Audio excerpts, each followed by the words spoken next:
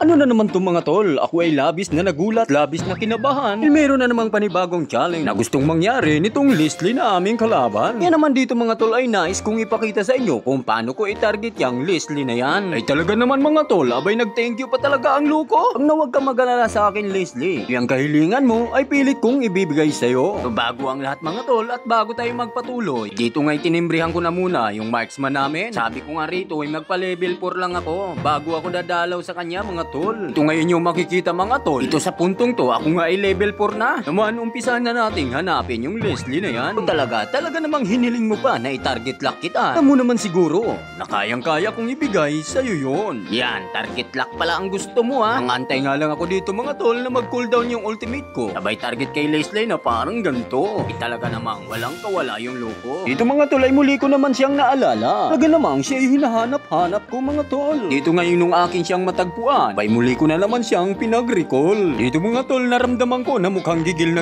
nga itong Leslie nila mga tol. Mo ba na may nag-blaker pa? Mapitas lang ako. Dahil nga lakas nga ako mga tol, hindi niya kayang gawin sa akin yon nang ganun-ganun na lang. Dito sa puntong to mga tol, muli ko na naman siyang namataan. Naman dali-dali ako mag-conceal dito. Ay hiwa sa katawan niya na parang ganto. Ay talaga namang walang kawala mga tol. Dahil nga sa walang tigil na pagtatarget ko dito kay Leslie mga tol, itiyak ko na ang aming panalo. Defeat.